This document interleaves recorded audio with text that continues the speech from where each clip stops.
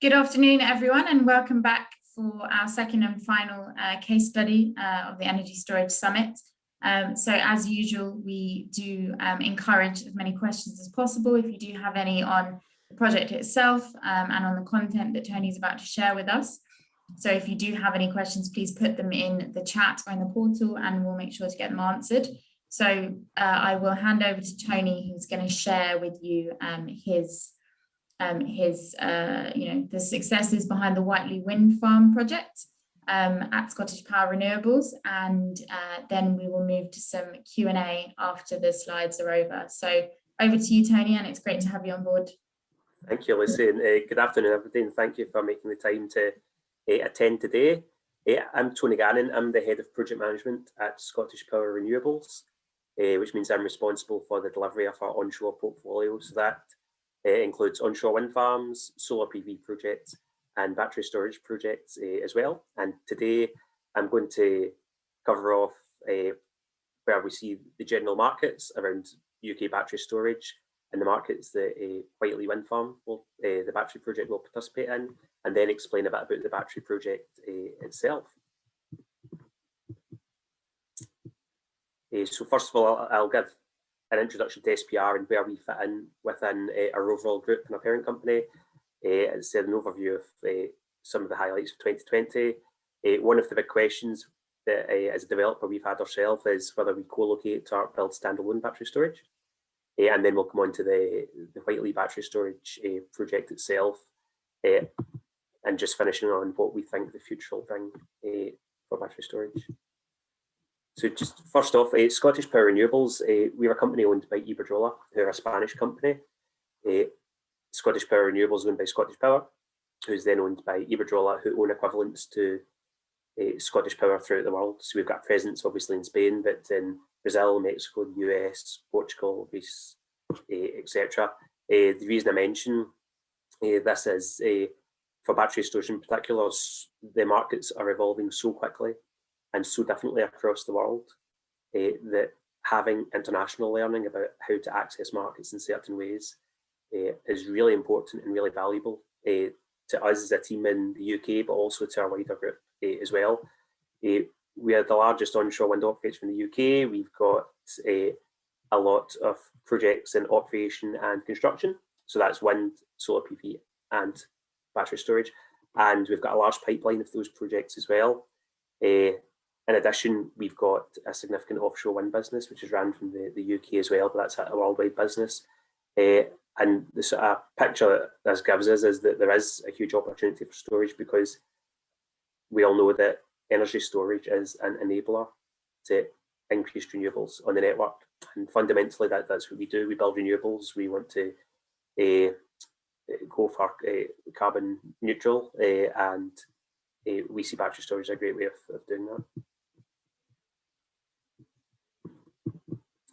So just to cover off some of the highlights that we saw from 2020, there's about 1 gigawatt of installed capacity. So that's just been growing and growing as you would expect. But I think it's 1.2 gigawatts now. It's a really significant milestone in the UK.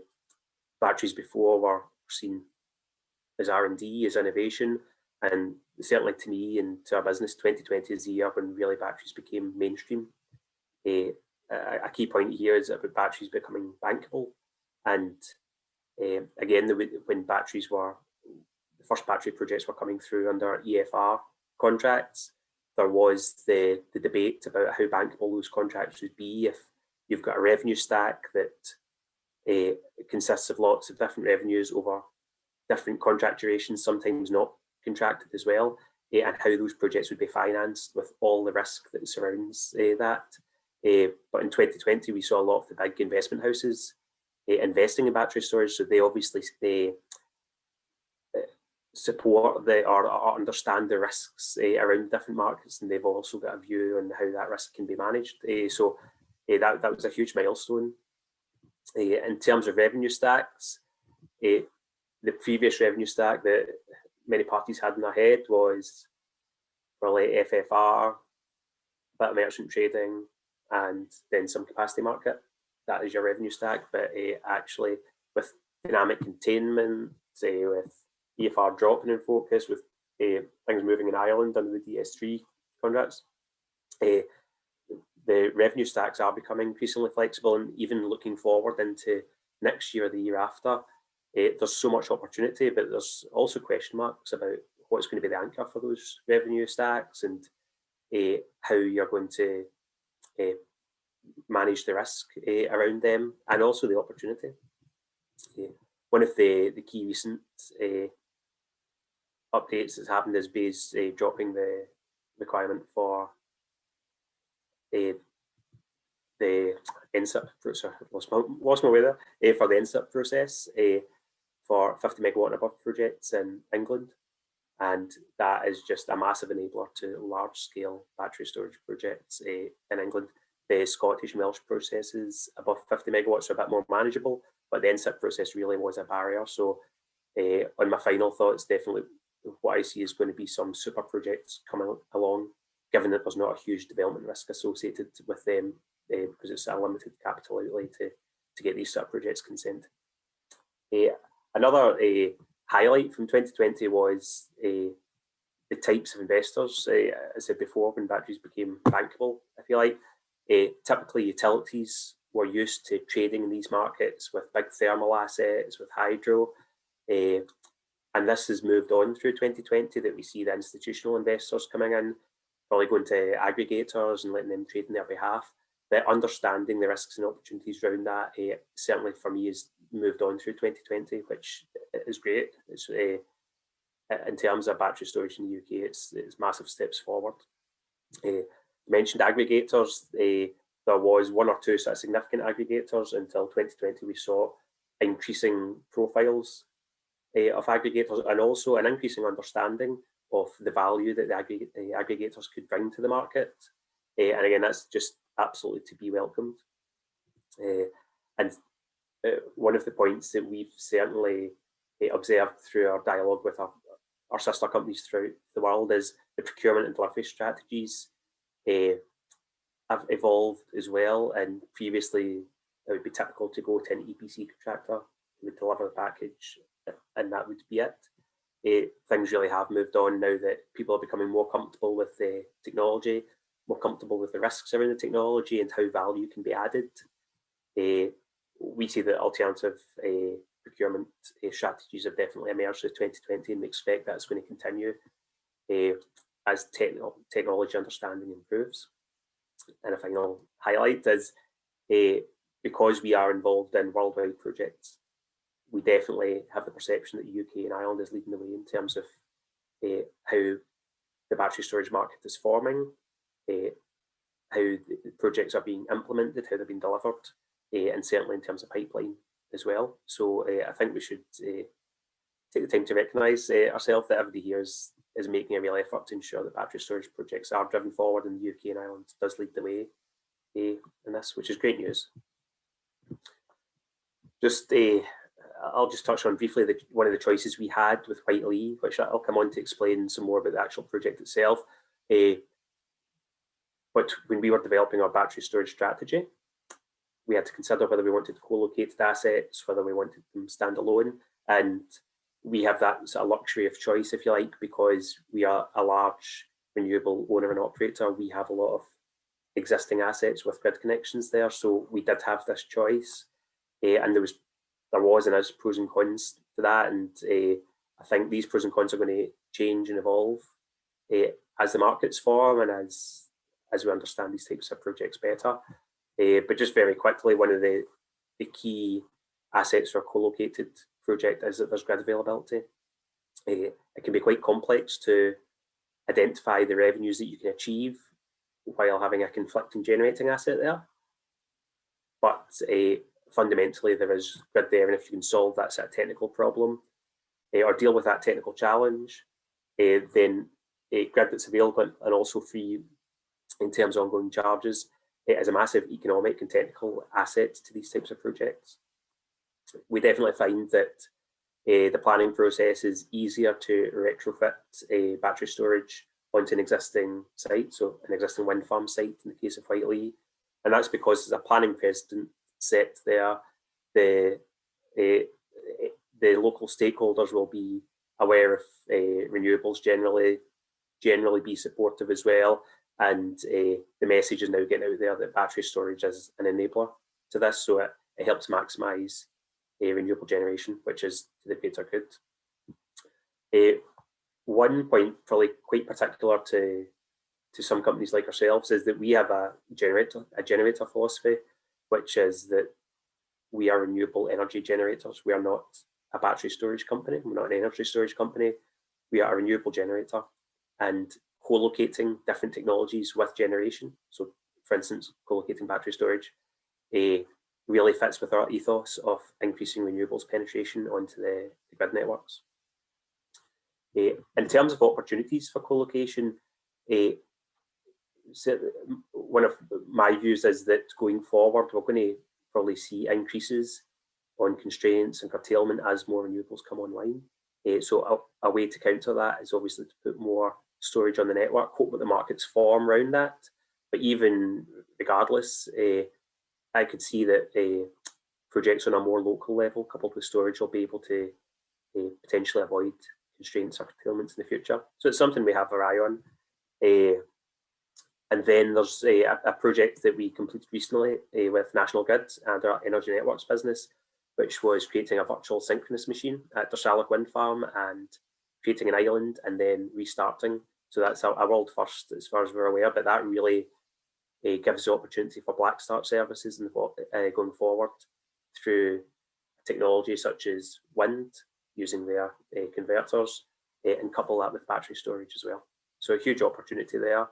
There's some obvious limitations in co-location, such as service conflict, and that your revenue stack might not fully be able to be achieved because you're conflicting with a form of generation. So whether that's solar or whether it might be wind with the ROC tariff associated with it.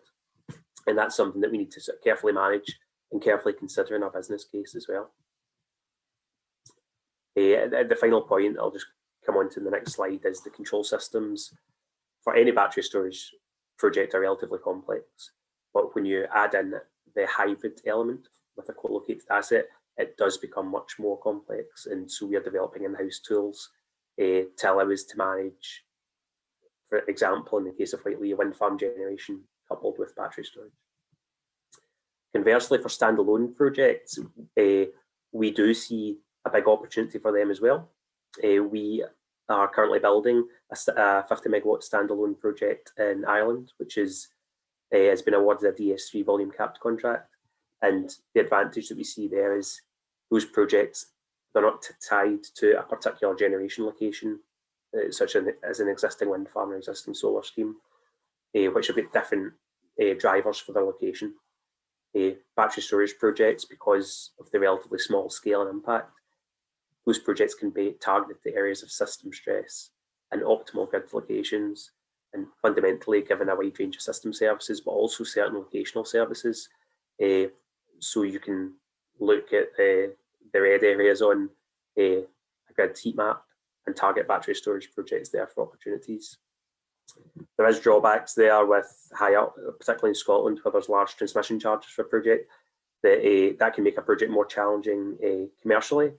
And obviously you've got the risks of grid delivery and the capital cost of grid delivery as well, if that's the case.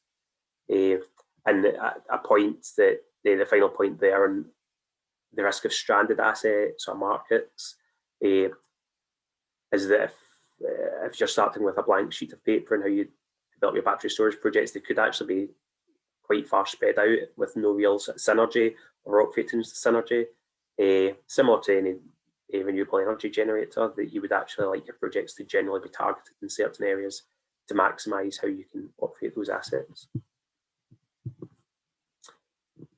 Just very quickly, I know it's a complex graph, but this really shows the technical challenges we have of co-locating assets. Now, whether that's wind or solar, both of which are shown here, but it shows how a battery could interact and provide different services throughout the generation cycle of that wind or that solar output profile. And we think if we can develop, or as we are developing, our own sort of hybrid control philosophy, then that allows us to participate in the battery storage markets optimally, but also achieve the best balance between the existing generation and then the battery storage project as well.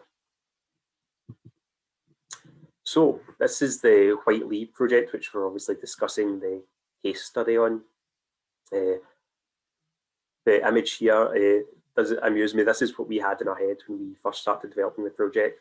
It has changed slightly from that, not significantly, but it has changed slightly. And I'll nip back to the other slide, but in terms of the project, it's a 50 megawatt project, 50 megawatt hours, so 1 hour duration. It's liquid cooled LFP batteries, circa £21 million investment, and it's co-located at Whitelee Wind Farm and shares the existing grid connection with Whitelee Wind Farm as well. So we've got a 539 megawatt wind farm site with a 50 megawatt battery attached to it as well. The project's actually being delivered at the moment. It's in the middle of the construction phase. We have batteries supplied by CATL, integration undertaken by Ingeteam. They're also supplying inverters for the project. Think Energy are undertaking the balance of plant for us, and then the switchgear is being supplied by Schneider Electric. It's a challenging project for a lot of reasons. The wind farm control system, as I said, that is, it's got its own challenges, and the development of that at the same time as trying to build a quite a large scale project is challenging. It's on a wind farm, which again brings its own challenges in terms of location, and that the ground conditions generally aren't great in Scotland. You're tied to this location because you're close to a substation. And COVID-19, which anybody building any projects at the moment will understand the challenges surrounding that. So that is the Whitelee project. When we set out to develop this project, we knew we wanted to target a large grid connection that would have a good co-locating efficiency with a battery storage asset. So this brain dump here just shows some of the things that we had to consider at the time. And the things that actually we consider for every project, and your learning increases, technology evolves, markets change. And so all these design considerations, I think it's pretty impossible to put it in a flowchart, but it's things that need to be considered for any project. And I'm really interested to see in 3 or 4 years' time when we come back to the decisions that are made for Whitelee to see whether we would make the same decisions or not. In terms of the actual project itself, we had to make the decision over whether we're choosing a building-based battery system or a container. And there's pros and cons to each. There's cost considerations to each. There's operating considerations to each as well. We still think now that we've made the right choice with going for a building-based project for our large projects. So something 50 megawatts and above, generally we see as the tipping point when a building-based system could work well for us in terms of our operating strategy and what we see as the best the best way the asset is constructed. There's projects that are much larger than this, which are based on containerized systems, and we can understand the logic in that. But when we consider our own operating philosophy, I think the building-based solution for that scale currently is optimal. A key thing to consider for co-located assets such as Whitelee is the metering strategy, and we had to undertake some work with National Grid and with Ofgem to make sure that our metering strategy was accepted for this to protect our ROC accreditation. As you can imagine, in a very large wind farm that has the ROC tariff associated with it, there'd be a huge risk if that was put at risk. So we need to be very careful with that. Co-location efficiency I've mentioned, but what we see as part of the revenue stack for co-located assets should consider if there's an improvement on the existing asset. So whether that's an operating efficiency, whether the site can be restored more quickly after long-term outages, whether the site can operate in island mode and reduce any energy import from the grid. All of these things have been considered and have been built in to one degree or other. Although that is site specific, as you can imagine, a site with very good turbines, a very robust turbines would probably have less of an operating efficiency than more challenging or older turbines. In terms of future-proofing the site, it's something that led us towards our building-based system as well.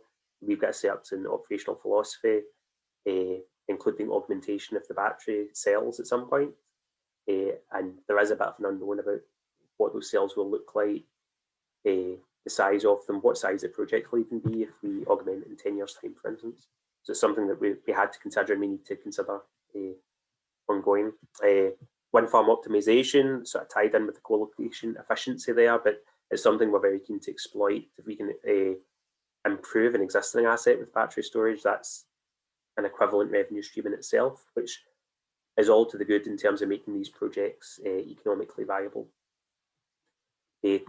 Target markets, as it said, this anchor revenue stream, which used to be merchant with some FFR, that's definitely evolving, and we are developing some projects aimed at some markets and other projects aimed at other markets, but being very mindful that the one key word about battery storage is flexibility, and we want our assets to be as flexible as possible to achieve as many services as possible while still keeping that sort of economic balance.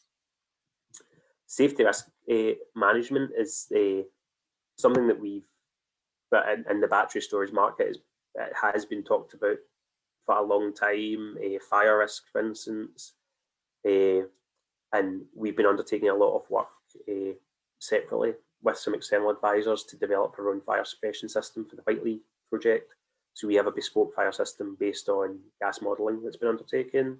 There's certain gas sense technology in there. So there's obviously a much more to safety risks than just fire, but it's just an example of how far you can go with this, and the considerations that it should be looked at when you're developing a project like this.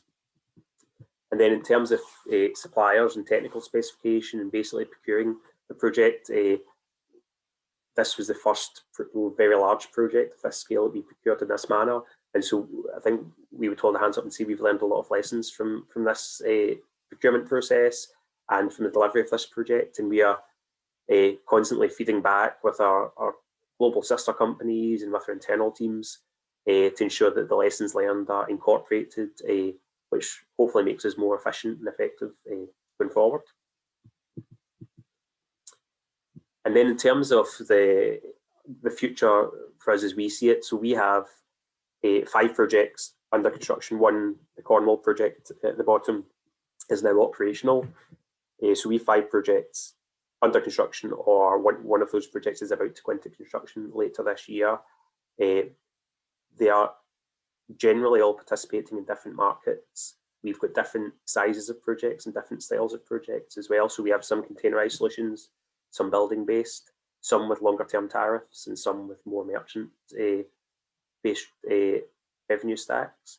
And the idea is that we're going to continuously learn from these projects and from our new projects to really ensure that we maximise the opportunity that we have with battery storage. An interesting point on the project in the south there, the Cornwall LEM, is hopefully next month we'll start breaking ground on a utility scale solar project at the same location. So that will be a 20 megawatt wind farm, a 1 megawatt battery, and a 10 megawatt solar scheme. So that's, as far as we know, the first real utility scale full hybrid project in the UK. So there's going to be a lot of learning from that, no doubt.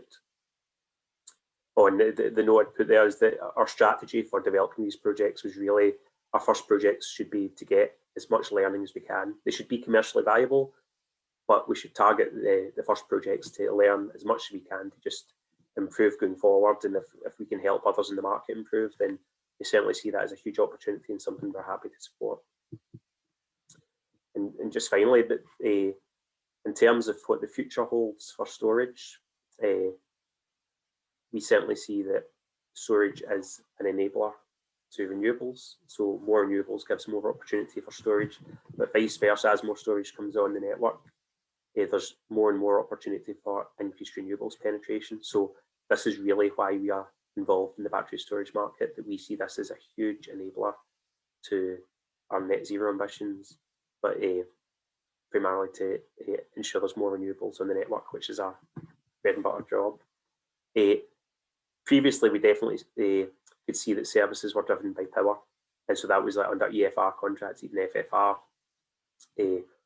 What we see as markets forming going forward is that the markets are going to start going towards a longer duration of energy, and the capacity market results that were published yesterday, I think that goes to show that there's something forming there to support longer duration storage. And certainly, I think over the next 3 or 4 years, that's what we're going to see. I mentioned earlier about constraint and curtailment mitigation.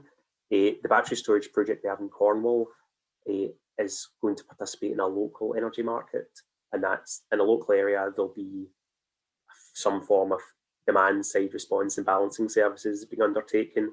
So it's quite complex. We are certainly not driving that project, but we have a battery there to participate in it. But given that a lot of the DNOs in particular are now recognising that they can procure services provided by battery storage, we see that the increased local level of grid management is going to be supported by battery storage. So a massive opportunity. I think even in 2018, 2019, we thought that there would probably be more batteries coming on to support network reinforcement deferral, and certainly to my mind, we've not really seen that in the manner that we thought we might. But I think there's still a massive opportunity there that actually, although it may not be the network operators that own the asset, they could be contracting battery storage to avoid very expensive network reinforcement. So I think that market is going to continue to form. That's probably, a lot of the battery storage markets have moved very quickly. I think this is the one to me that has moved more slowly, and the opportunity is still there, and I think it's still to come. In terms of longer duration batteries, I think 2020 was also the year of lithium ion. Personally, I think that will remain certainly for a few years at least. I'm happy to be proven wrong, but what I do see is that more and more technology opportunities are emerging. There's different types of batteries, there's flow batteries that potentially can enter the market, and the rate of change that we've seen with battery storage leads me to think that actually these new types of batteries are probably going to come online more quickly than we anticipate. I mentioned earlier about the planning threshold being lifted in England to avoid the NSIP process. So to me, it's a no-brainer that we're going to see increasing size of projects in England. We're going to see mega projects. I don't really think that we'll go that way because we are a generator to heart, but certainly we could see that that's going to start shaping a market with very large projects, probably similar to the previous way of CCGTs or a large thermal plant or whatever that was in the past.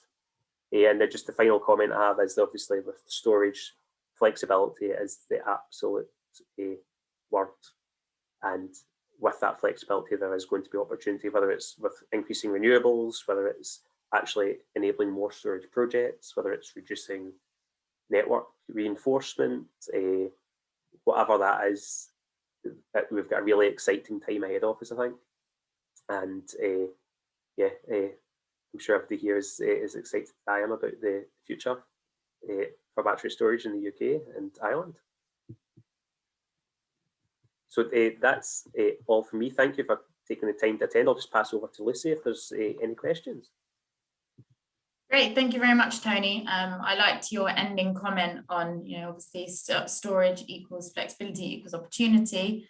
I think that's definitely a key takeaway. So one of my questions for you was going to be around, are you looking, or your views on non-lithium and longer duration technologies? But I think you pretty much answered that in the final slide, just because obviously I noticed that the majority of your projects are battery related or are all battery energy storage. Just wondered, your views on kind of, I guess, following the curve. There's been a lot of talk about, particularly this week and last week, we talked a lot about long duration, and it's obviously, a future opportunity and a thing of the future. Mm-hmm. I mean, certainly, I don't think we're at a final position at the moment by any stretch of the imagination. So the projects that we are building now, which are battery based and are lithium ion battery based, that is this moment in time because the economic case supports it and the markets support it. Looking to the future, I can see other types of technology coming in. I mean, lithium ion is a good all-rounder and there's benefits in that, but certainly I think there's going to be a place for more niche technologies, such as flywheels, for instance, longer duration compressed air, flow batteries, or combinations of all of them. The real thing for me is how the markets form to support that technology, because I think there's so many very, very clever people in this industry that they can put that technology together, but the markets need to be formed to make sure that actually there's a reward for putting it together and somebody's going to invest and put the money in those projects. Yeah, definitely, completely agree. And just going to a question that we had from one of the audience. So obviously you've got projects in Ireland.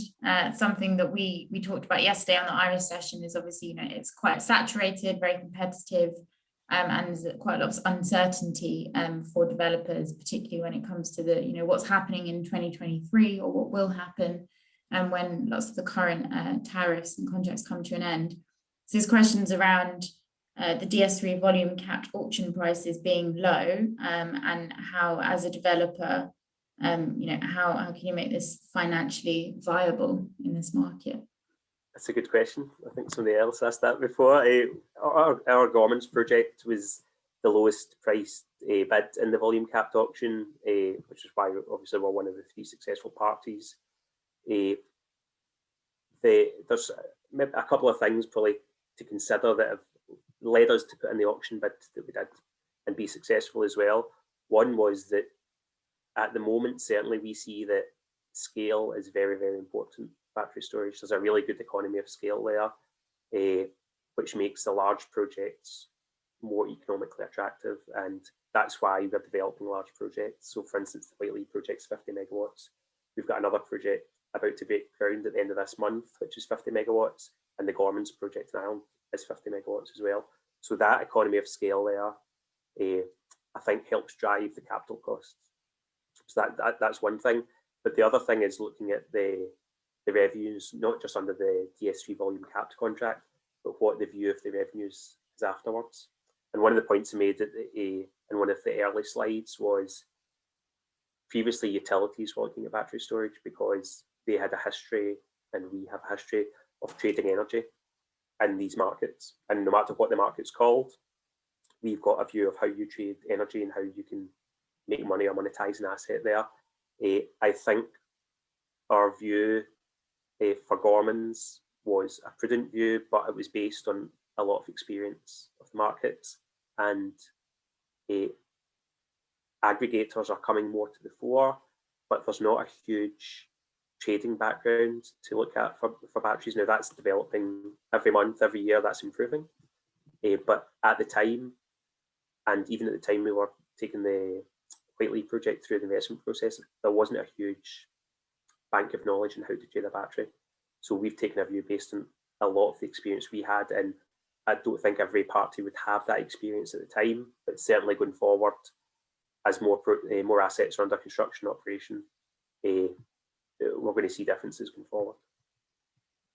And do you think, just keeping on the topic of the Irish market, so regardless of the uncertainty and what's going to happen, whether it's going to be a move to the short-term reserve market in 2023, are you still keen to continue your work in developing projects in that market?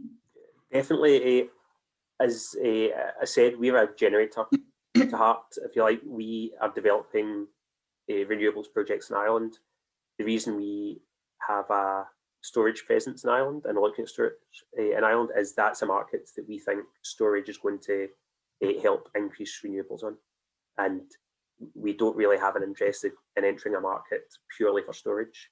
It's more for the overall package, and in Ireland that's what we see. Although there's interconnection there, there's a lot of volatility there as well, and if there's volatility, then renewables can also be part of the cause of that. part of the solution, but certainly a battery storage is going to, we think, is going to have a huge part to play in Ireland. Great, thank you. And in the absence of any more questions from the audience, I have one final question to wrap up. So earlier on in your slides, you talked about the opportunities that we've seen, or some of the positives that have come out of 2020. So in terms of revenue stacking, removal of planning barriers, and also obviously, continued investment into the storage market. Which of these would you say or see as the most exciting opportunity from your development perspective, or is it a combination of all of them? Oh, that's a very tough question. When I think of battery storage projects, even earlier when we were developing the Whitelee project, we saw that there was lots of bits of opportunity there that if you merge them together, you can get a project. So if you can go large scale, you can get just enough capex, the capex just low enough to make it viable. If you get just enough operating efficiency, if the markets are just robust enough, I still think that's the view going forward, that because the technology is so flexible, I don't think there's going to be one standout, like, this is a golden goose revenue stream, for instance, because there's going to be competition in those markets regardless.